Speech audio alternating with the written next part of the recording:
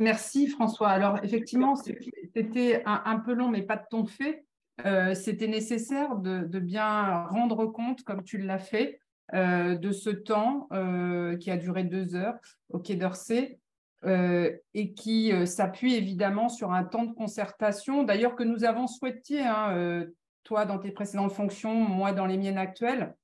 Il nous paraissait important suite au rapport que j'avais produit en 2018 et surtout suite, je dirais, aux annonces du président de la République, de pouvoir faire ce point d'étape nécessaire. Alors, avant de donner tout de suite la parole à Hugo, et moi je compléterai évidemment parce que je crois que ce plan qui annonce un certain nombre de réalisations, eh bien, était nécessaire. Mais je dirais néanmoins qu'il y a quelques manques. Et il y aura aussi certainement des questions à aborder dans les années qui vont arriver, eh bien, sur des dimensions peut-être plus financières également. Donc cela me semble important aussi de préciser au fil de nos échanges parce qu'il y a évidemment des avancées significatives, importantes et qui étaient attendues. Maintenant, nous allons voir comment elles seront mises en œuvre et ce sera tout notre travail et de représentants de la nation et de représentants des parents pour ceux qui s'engageront dans cette voie-là.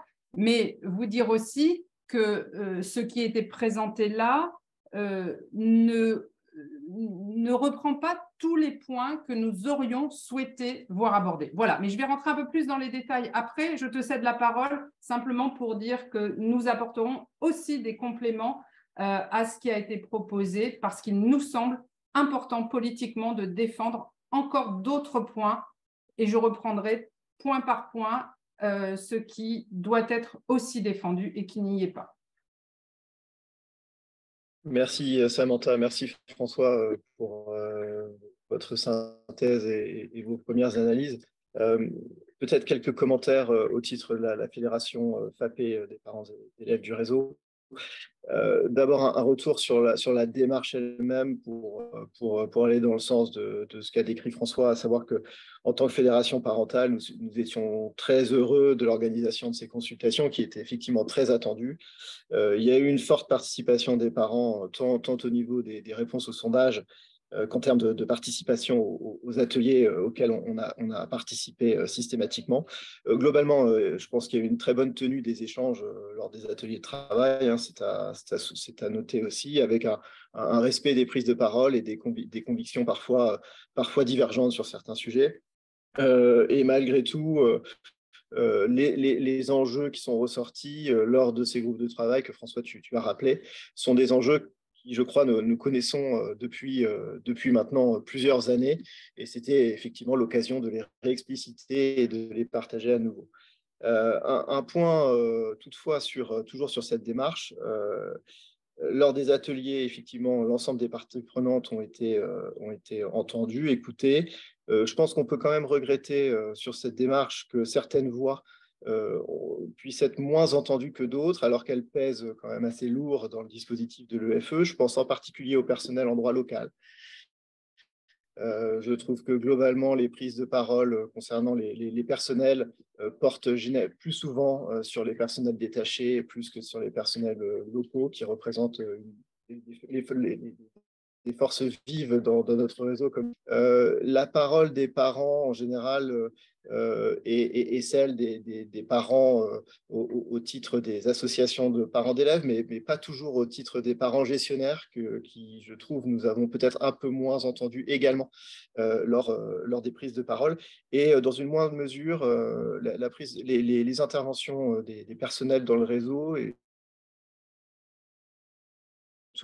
et peut-être un peu moins par d'autres fonctions dans les établissements, que ce soit les personnels de direction ou bien même d'autres fonctions au sein des établissements scolaires. Alors pour en venir au fond, sur les conclusions, plusieurs points positifs, effectivement, que François, tu as rappelé en creux à travers ta présentation objective de la synthèse. D'abord, l'attachement, je pense, de tous les acteurs au réseau, qu'on a vraiment bien entendu, à la diversité de ce réseau, à un certain nombre de valeurs qui portent notre réseau, une réaffirmation de l'exigence de l'homologation avec un exercice d'auto-évaluation associé et également une nécessité d'y intégrer plus pleinement la notion de bien-être des élèves. Donc tout ça, c'est, je pense, tout à fait positif en termes d'évolution. L'importance et la centralité de la formation à travers les IRF qui a été rappelée et sur lesquels on a évidemment des attentes très fortes dans les prochaines années. Et également une communication nouvelle sur les zones prioritaires qui est à suivre, mais qui peut être effectivement un point d'évolution, en tout cas de la communication de l'agence, intéressant. A contrario, il me semble qu'il y a un certain nombre de points que nous connaissons et un certain nombre d'enjeux qui ont été trop partiellement traités ou trop partiellement abordés, notamment dans les conclusions. Un premier point, lors des prises de parole lundi, je trouve qu'il y a eu un glissement de la terminologie utilisée où on a parlé en fait davantage de l'enjeu de la qualité perçue plus que de l'enjeu de la qualité elle-même. Et ça m'a interpellé, puisque finalement, en parlant de qualité perçue et non plus d'enjeu de qualité du réseau, on fait le postulat que finalement le réseau est qualitatif et qu'on n'a pas forcément la nécessité de se positionner véritablement dans une posture d'amélioration continue, mais plutôt d'une communication de son mode de fonctionnement, ce qui ne m'apparaît pas répondre pleinement justement à ces enjeux de qualité qui sont pour nous les enjeux numéro un en tant que fédération parentale. Deuxième point, selon moi, trop partiellement traité, l'alignement des besoins du réseau avec la répartition des moyens de l'agence. Nous savons très bien aujourd'hui que la répartition des postes détachés dans le réseau est davantage liée à l'histoire, à des situations historiques, bien plus qu'aux besoins éducatifs, pédagogiques, réels, en fonction des établissements, des pays et des zones. Et donc, nous n'avons pas vraiment entendu une capacité de la tutelle ou de l'AEFE à redéployer à court ou moyen terme ces moyens humains au bénéfice des besoins locaux, réels des zones et des établissements en particulier. Sur l'équilibre financier, plusieurs points. Évidemment, les frais de scolarité pour les parents restent une préoccupation majeure. Nous n'avons pas été particulièrement rassurés par les échanges ou les conclusions sur ce point-là, avec une faible prévisibilité finalement de l'évolution des frais de scolarité et une modération qui va fortement être questionnée à l'avenir par rapport au mode de financement du réseau. L'enveloppe de bourse également, qui a le mérite d'exister, n'a pas été revalorisée en lien avec l'enjeu de développement et de croissance du réseau. Et de manière plus générale, tout ce qui a trait à l'équité et à la transparence des flux financiers entre l'AEFE et les établissements, notamment aujourd'hui à travers la PFC ou la PRR et demain peut-être à travers une contribution unique, ne sont pas des sujets qui ont été vraiment débattus et sur lesquels nous avons eu des avancées dans le cadre de ces consultations.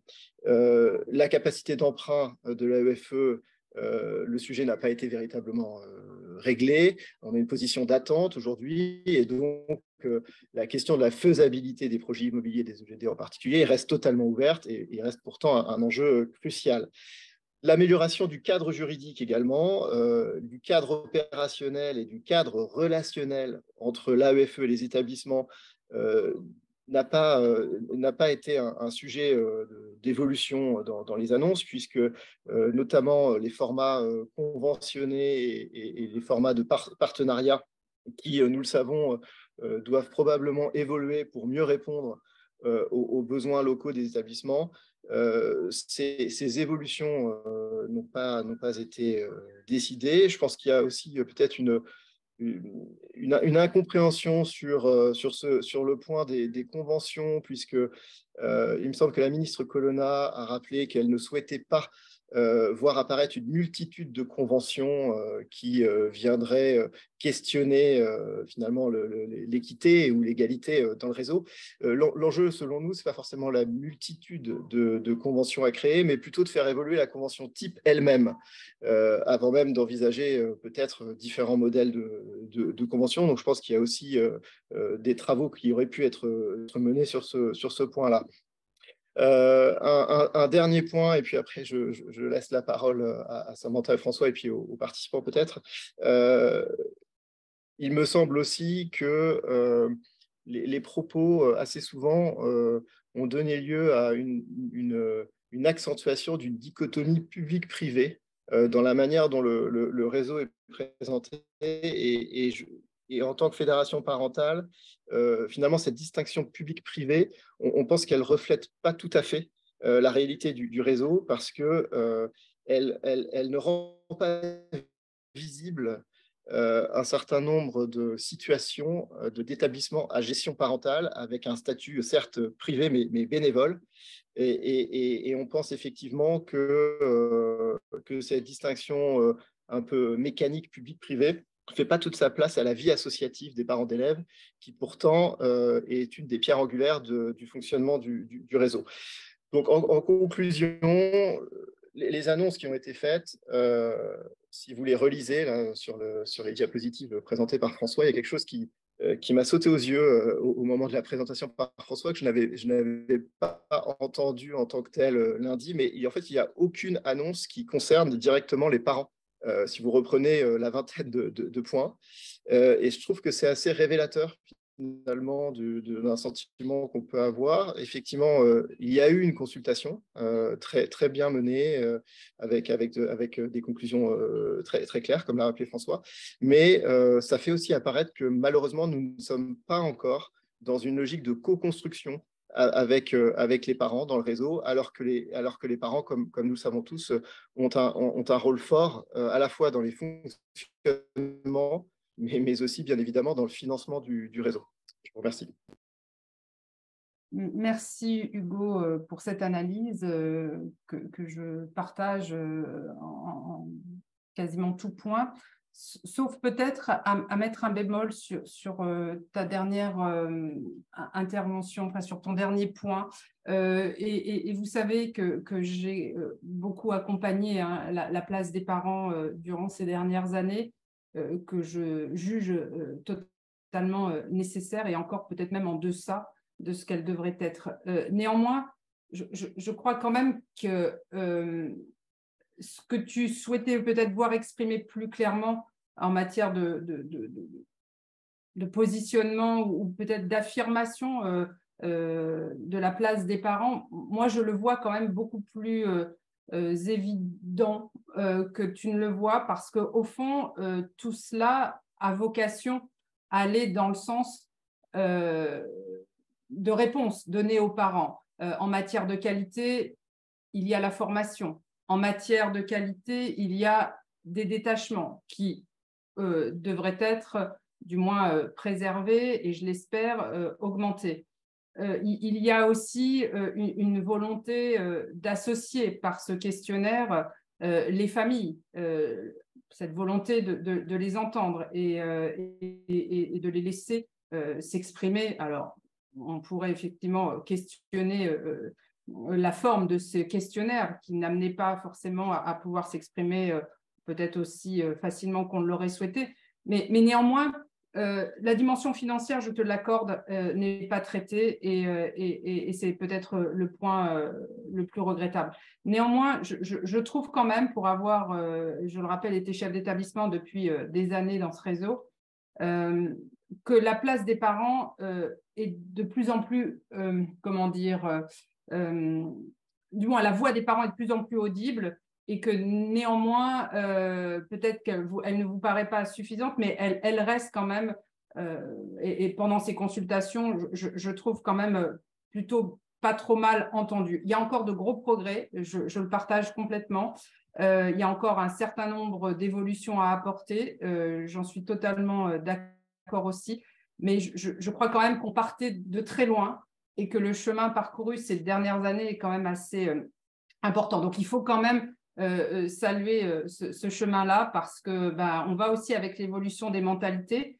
Il faut que tout le monde entende que la place des parents doit changer, mais il faut le temps pour que tout cela puisse être accepté aussi. Et si nous continuerons ensemble à avancer dans l'intérêt commun et celui des familles, je pense quand même qu'il faut reconnaître qu'il y a quand même eu des progrès de fait. Maintenant, j'aimerais juste revenir sur les premiers points du ministre. Alors, assez brièvement, mais pour vous dire que la nouveauté, c'est quand même désormais que dans l'homologation, le bien-être des élèves sera, en tout cas, alors je ne sais pas si on peut dire évalué, mais du moins, on demandera comment on s'empare de ce point-là dans un établissement scolaire. Alors, c'est là où nous allons devoir être vigilants à la façon dont cela va être regardé de près dans le cadre de l'homologation, parce que la définition du bien-être, à ce jour, nous ne la connaissons pas. Donc, c'est un petit peu cela qui sera le travail à l'avenir de Réflexe, c'est de questionner sur les définitions qui sont mises derrière ces annonces. Parce que d'un établissement à l'autre, je peux vous dire que la notion de bien-être, elle peut être totalement différente. Donc, quels seront les critères qui permettront de dire qu'un établissement est digne d'une homologation renouvelée dans la mesure où les critères de bien-être sont bien respectés. Pareil pour toute la dimension personnelle. Moi, je regrette, et je le dis sincèrement, de ne pas avoir vu apparaître dans l'homologation une protection, et tu le disais tout à l'heure, Hugo, des personnels de droit local. Aujourd'hui, certains expriment leur mal-être, à tort ou à raison, mais moi j'aurais plutôt envie de penser à raison, puisque on ne se plaint pas pour le plaisir de se plaindre, mais parce qu'il y a matière à se plaindre, et que je crois que l'homologation devra aussi se pencher sur la protection des personnels et particulièrement de droit local, et aussi bien s'attacher à ce que les personnels en détachement puissent être respectés intégralement aussi dans leurs droits, parce que là aussi nous avons du chemin encore à parcourir. Je pense qu'il est important que ces points-là soient aussi renforcés dans l'homologation. Moi, j'ai regretté de ne pas les voir en tout cas apparaître, mais je sais que les syndicats et puis les représentants des personnels auront à cœur aussi de défendre ces points-là, mais moi je peux dire que sur un plan politique, ils me trouveront à leur côté, évidemment, pour défendre cela, parce que la qualité va avec des professeurs qui, eux aussi, sont en situation de bien-être, je dirais, dans l'évolution professionnelle qui est la leur, avec un parcours professionnel. Donc, cette dimension-là déjà sera prise en compte, ce qui est déjà aussi un très gros progrès. Mais maintenant, il faut aussi tenir compte d'un certain nombre d'éléments, dont la protection des personnels dans leurs droits. Et cela, c'est aussi un critère important. Si je reprends aussi un point qui vous a peut-être qui a attiré votre attention sur la nouvelle plateforme d'homologation. Alors, il faut savoir qu'avant, tous les dossiers d'homologation n'étaient pas étudiés par le ministère de l'Éducation nationale. Certains échappaient totalement à leur attention, puisqu'il y avait, c'était comme ça, c'était normal, fut un temps, eh bien, le regard du poste diplomatique, et il y avait en parallèle le regard de l'AEFE qui émettait un avis. Et puis, il s'est avéré que pour des raisons peut-être de transparence accrue, on va le dire comme cela, eh bien, le ministère de l'Éducation nationale a souhaité avoir accès aussi à l'ensemble des dossiers, parce que parfois, il est possible que le regard du ministère de l'Éducation nationale, qui est homologue, soit un regard peut-être différent parfois, et puisse amener à un débat plus contradictoire, en tout cas, entre le ministère des Affaires étrangères et le ministère de l'Éducation nationale. Donc, par souci d'une plus grande transparence, on va le dire ainsi une nouvelle fois, eh bien, il a été demandé une nouvelle plateforme d'homologation, et me semble-t-il, c'est comme ça en tout cas que cela m'a été présenté, tous les dossiers seront connus par l'Éducation nationale, qui ira certainement dans le même sens que les Affaires étrangères, mais néanmoins qui aura quand même à pouvoir avoir ces dossiers en lecture et pouvoir rencontrer évidemment aussi peut-être ceux qui les portent, ces dossiers de demande d'homologation. Après la formation, on ne peut que la saluer, surtout par le biais des IRF. Elle est indispensable, cruciale. Moi, je dirais, en plus de formation, il manquait peut-être la dimension certificative aussi pour les personnels de droit local, puisqu'on a parlé de celle des détachés. C'est très bien, c'est une évolution, il faut la prendre pour ce qu'elle est, c'est-à-dire un progrès. Mais il y a aussi les personnels de droit local qui vont devoir monter eux aussi en compétences et les faire reconnaître par des certifications. Est-ce que les IRF vont servir à cela? En tout cas, nous, on va suivre ça de près pour que nous puissions arriver à faire valider cela au sein des IRF par le biais des universités françaises, mais ça est un montage qui est en train de se mettre en place et évidemment que nous suivrons et que nous appuierons également. Si je reviens très rapidement maintenant sur les annonces faites par la ministre des Affaires étrangères, eh bien, je crois que le point important, et il a été soulevé également par Hugo il y a peu, c'est le déploiement des moyens. Il est évident que, et on le voit dans beaucoup d'établissements du monde entier, certains postes ont des difficultés à bénéficier, on va dire, d'enseignants qui sont des enseignants qui restent, des enseignants qui se trouvent être dans des conditions qu'ils jugent, eux, en tout cas, satisfaisantes. Et donc, souvent, cela est corrélé évidemment de conditions salariales et de conditions de protection statutaire qui amènent à normalement devoir être pourvus par des postes de détachés. Bon, on s'aperçoit que ces personnels détachés ne sont pas toujours dans les établissements qui en ont cruellement besoin. Donc, je crois que là aussi, il y a un point qui n'avance peut-être pas aussi rapidement qu'il devait et qu'il devrait avancer, c'est celui du redéploiement de ces postes. Parce que si on peut évidemment comprendre que des personnes qui s'engagent pour une vie entière dans un pays souhaitent le faire dans les meilleures conditions de détachement, il ne faut pas oublier non plus que dans d'autres pays, on souffre énormément, et j'en veux pour preuve chaque semaine de messages qui nous sont envoyés de comités de gestion ou bien, je dirais, d'établissements qui sont en demande de personnel de l'éducation nationale et qui n'ont pas de support ou pas assez de support, j'entends, de postes qui leur sont offerts parce que évidemment que ces postes existent, mais ils sont dans d'autres zones. Donc ça, c'est vraiment un point qui mérite encore d'être mieux travaillé, même si, et en espérant que là encore, le Quai d'Orsay aura la possibilité de répondre à cette demande très forte et le plus rapidement possible. Moi, je voulais aussi reprendre un dernier point sur les annonces faites. Tu l'as dit tout à l'heure, Hugo, par le biais du financement. Oui, il y a un vrai problème de financement au sein de l'Agence d'enseignement français à l'étranger. On le sait par rapport aux investissements qui devraient être et qui ne peuvent se faire que sur des fonds de réserve. Alors, j'ai cru comprendre qu'il y avait en tout cas une forme de principe acquis désormais que France Trésor permettrait d'avoir recours peut-être plus facilement que ce n'est le cas aujourd'hui. Enfin, en tout cas, ça n'a pas été dit aussi précisément, mais il faut le souhaiter en tout cas en tant que tel, que France Trésor, qui est l'organisme qui prête à très court terme aux entités, on va les appeler comme ça, dites publiques, joue son rôle à plein et puisse ouvrir des exceptions beaucoup plus importantes et que les chefs d'établissement qui ont besoin de développer, de restructurer ou d'aménager le bâti, puissent le faire via ces emprunts France Trésor. Ça, c'est absolument indispensable, évidemment, pour ne pas avoir à puiser systématiquement dans les fonds de réserve des établissements.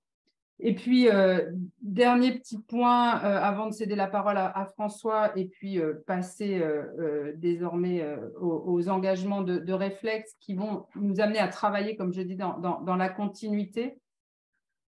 Eh bien, c'est peut-être à nouveau d'exprimer la nécessité pour ce réseau de parler à l'ensemble des élèves et l'ensemble des familles. Parce qu'il y a encore trop de personnes, et tu l'as dit là aussi, Hugo, qui se questionnent sur la répartition des moyens.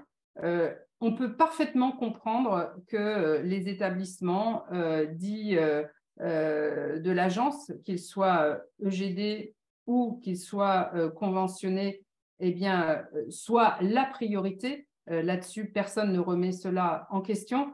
Mais néanmoins, et vous l'avez dit l'un et l'autre, certains établissements peuvent se retrouver temporairement ou bien de manière un peu plus, je dirais, pérenne, eh bien, à se retrouver dans une situation d'avoir besoin d'un soutien de l'État. Donc, s'interdire de conventionner de manière peut-être un peu plus variable des établissements qui en ont le besoin, des familles qui ont besoin de ce soutien de l'État parce que sinon leur établissement risque de fermer ou en tout cas ne va pas pouvoir se développer dans les bonnes conditions, eh bien cela est peut-être dommage. Donc moi, je ne vais pas revenir sur les propos de la ministre, mais je pense que nous avons un vrai travail encore d'explication, tant sur un plan politique que sur un plan associatif, par le biais des associations de parents, entre autres, surtout les parents gestionnaires qui ont un siège à l'AEFE et dont vous en êtes l'émanation ici, Hugo et François. Eh bien, qu'on puisse bien continuer de soutenir ce point de convention que certains qualifient à géométrie variable, mais qui font qu'en fonction des besoins, eh bien, le cadre s'adapte. Certes, il faut une règle, mais on ne va pas se mentir les uns les autres. À chaque fois que nous nous déplaçons à travers le monde, nous ne voyons, alors je ne vais pas dire que des exceptions, mais beaucoup d'exceptions aux règles, mais pour des raisons totalement légitimes que tout le monde comprend. Donc, vouloir à ce point un cadre formaliste alors que ce réseau a besoin de souplesse est peut-être, je dirais, un sujet à retravailler parce que sinon, nous risquons de perdre certains établissements qui pourraient être logiquement accompagnés par l'État pour pouvoir solidifier, je dirais, l'existant et amener soit à un développement, soit en tout cas à ne pas fermer. Donc, je crois qu'il est important, vraiment important que ce point-là, et c'est moi ma dernière intervention sur ce sujet des consultations, eh bien, n'est pas à négliger et au contraire, je dirais à retravailler. Et si vous me permettez une transition avant de céder la parole à François, eh bien, Réflexe, en tout cas, travaillera très prochainement avec tous ceux qui voudront travailler ce point-là pour continuer à faire des propositions, non seulement au ministre, mais aussi à l'AEFE. François, sinon merci, on conclut sur Réflexe après. Oui, non, je voulais réagir sur deux éléments. C'est sur l'immobilier des EGD. Donc, effectivement, il y a eu cette annonce que le dispositif de recours aux avances France Trésor, donc pour ceux qui ne connaissent pas, hein, c'est déjà à titre complètement dérogatoire. Puis c'est des avances moyen terme plutôt que court terme, c'est-à-dire que ce sont des avances de 7 ans qui sont faites par l'AFT à l'AEFE à des taux extrêmement bas, en tout cas qui étaient extrêmement bas à l'époque. Ça a dû évidemment augmenter aujourd'hui, mais qui ne sont qu'un pansement. Ça ne résout pas le problème. Et c'est un peu dommage que justement lors de ces consultations qui étaient très courtes, hein, le format des ateliers qui duraient chacun 2 heures permettait à chaque personne de s'exprimer une fois ou 2 fois, mais pas véritablement de pouvoir avoir un débat construit. C'est dommage qu'on n'ait toujours pas de solution, en fait. Ça fait des années et des années qu'on dit qu'il faut une solution, que l'AEFE travaillait dessus avec Bercy, c'était même dans son contrat d'objectifs et de moyens, et que donc on en est toujours à des avances France Trésor.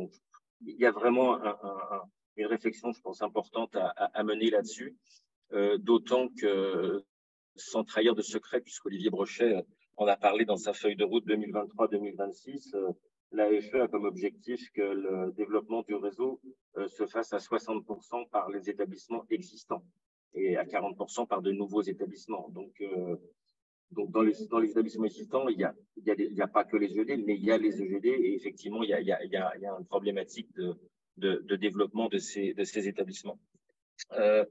Donc, là, je pense qu'il faudra peut-être lors des rendez-vous réflexes justement qu'on aborde ces sujets. Je me réjouis par contre qu'il y ait comment dire, une sensibilisation qu'on ait réussi à faire et j'y ai humblement participé puisque je participe à cet atelier en tant que vice-président de la NEF sur le mécanisme de la COGAREF qui aujourd'hui est le nouveau dispositif de garantie de l'État et qui est d'une lenteur effroyable en fait, où les premiers dossiers sont passés en avril 2022, on est en juillet 2023. Il y a seulement 13 dossiers qui sont passés, il y a seulement un arrêté de garantie qui a été pris. Et donc, évidemment, c'est véritablement problématique pour les établissements qui montent des dossiers. Un dossier aujourd'hui qui a été monté il y a 1 an et demi, il est à reprendre à zéro du fait de l'évolution des taux bancaires. Ça remet complètement en question le montage financier du dossier.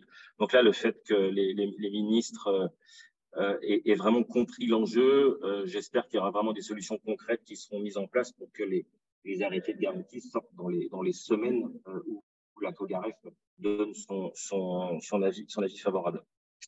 Et puis, je voudrais revenir le point sur les conventions qui sont un sujet qui m'est cher. Je suis revenu lors du CA de l'AFE justement sur cette nécessité de faire évoluer le modèle de la convention. Aujourd'hui, certains établissements se sont déconventionnés. Alors, c'est un choix tout à fait qu'il faut respecter et c'est à chaque établissement de définir le modèle qui lui est le plus favorable. Mais probablement que s'il y avait eu un modèle de convention beaucoup plus souple qui aurait peut-être permis à ces établissements de choisir ce dont ils avaient besoin en termes de ressources humaines, puisque c'est quand même le principal objectif de la convention. Certains établissements seraient restés avec ce lien du conventionnement. Et donc, je pense que c'est vraiment très important de revenir là-dessus aussi et de voir comment trouver une solution intermédiaire qui puisse satisfaire tout le monde et puis qui puisse mettre, Samantha, comme tu l'as dit, justement aussi, alors ça a été fait dans le cas du Covid, mais aussi de pouvoir conventionner beaucoup plus facilement quand les besoins se présentent des établissements. Et d'ailleurs, je voudrais juste dire un petit mot parce que Samantha t'y a contribué fortement sur le lycée français international de Ramallah dans les territoires palestiniens qui va être conventionné à la rentrée, qui était un établissement partenaire en très grande difficulté du fait du retrait de l'investisseur. Et donc, l'AEFE va pouvoir, du fait de déconventionnement d'autres établissements et que ça a libéré des moyens financiers et des supports de poste. Donc, c'est le côté positif en même temps qu'on peut dire quand un établissement se déconventionne, c'est aussi au profit d'autres. L'établissement qui se déconventionne a fait ce choix parce qu'il n'a peut-être plus besoin de ces supports de poste ou cet accompagnement financier. Voilà, le lycée français de Ramallah pourra être conventionné avec un directeur d'école et trois postes de professeurs des écoles, je pense. Voilà, et donc Samantha y était allée.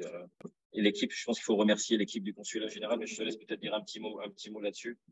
Oui, merci François, parce que parfois certains peuvent peut-être s'interroger sur le nombre de mes déplacements et souvent d'ailleurs je te demande de m'accompagner parce que évidemment qu'il est important que notre rôle aussi en tant que parlementaire soit d'aider à faire débloquer un certain nombre de situations dès lors où nous sommes alertés. Et merci de rappeler le cas de Ramallah, mais pour en parler juste quelques instants, c'est un établissement, quand nous l'avons visité à l'époque, eh bien, le directeur, enfin, l'investisseur qui, dans le cadre d'un accord entre États, eh bien, s'était engagé à soutenir cette école française, eh bien, voulait la vendre soit aux Chinois, soit aux Anglais.